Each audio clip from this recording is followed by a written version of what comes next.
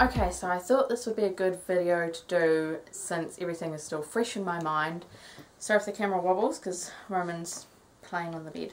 Okay, so we went to Australia 2 weeks ago now, and so I'm going to tell you basically the truths and some tips about travelling with a toddler.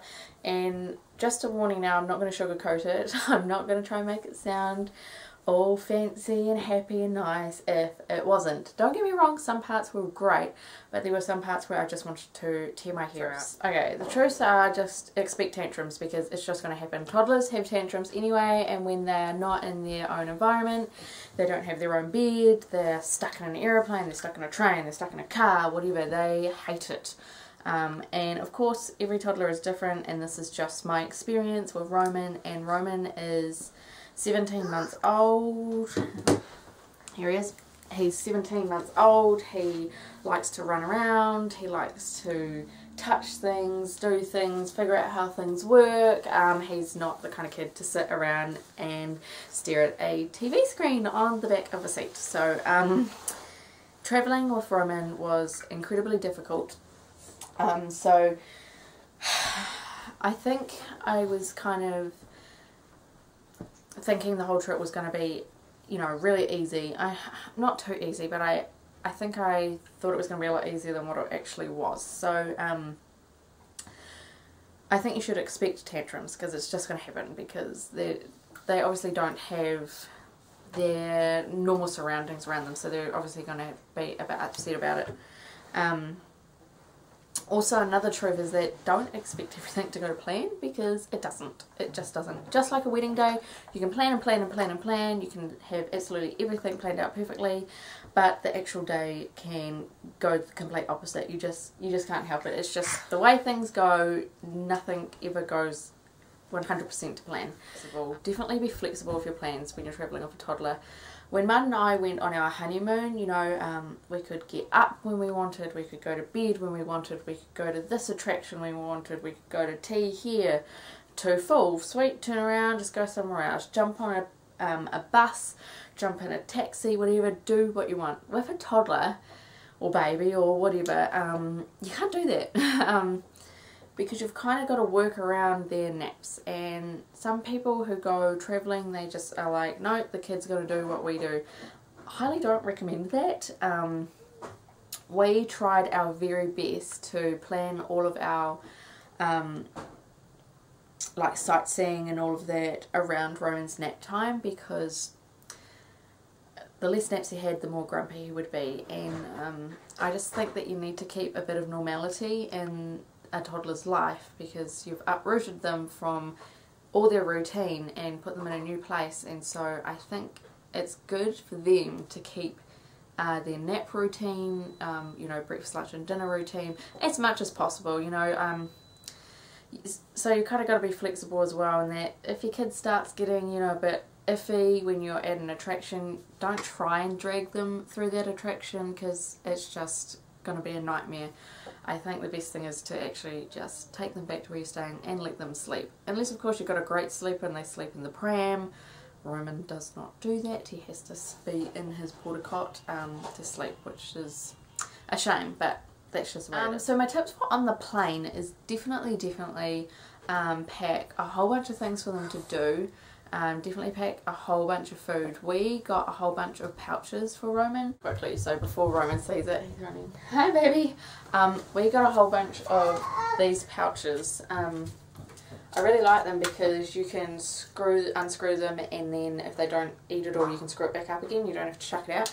So I stocked up on these, and they are great. I really recommend getting these for flights. And also because they're sealed, and in packaging, generally you're allowed to get them through customs. We had no problem getting these through customs. So we got those. We got, you know, like packets of chips and things. I wouldn't recommend anything with too much sugar, because you want to keep them not hyperactive on the plane.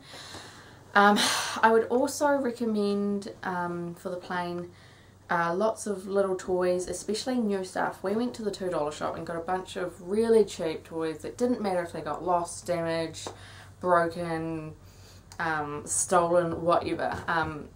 And because they were new, Roman was more interested in them. If we'd just taken his toys from his bedroom, he'd be like, oh, I've played with that like the past 6 months, I don't want it. So new and exciting toys is definitely recommended. When it comes to boarding the plane,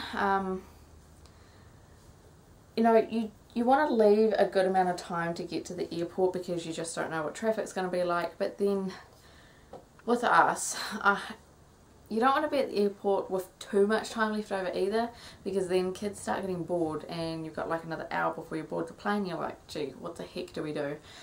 We went on 6 flights in 2 weeks, and a couple of them we were like bang on time, you know, got everything ready and went straight onto the plane.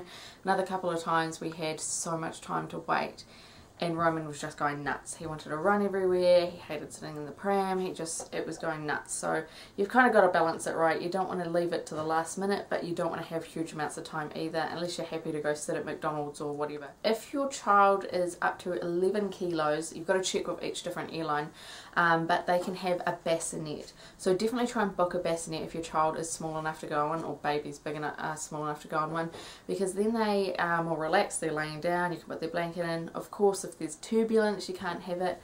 We actually booked one for Roman, but because of the turbulence we could not have it, and he hated it. He was overtired, really grumpy, so I really wish we'd got that bassinet. If you can afford it, definitely get your child their own seat in the plane. We didn't, because we had 6 flights, and for Roman to have his own seat was going to cost us an extra $400. $400, that's insane.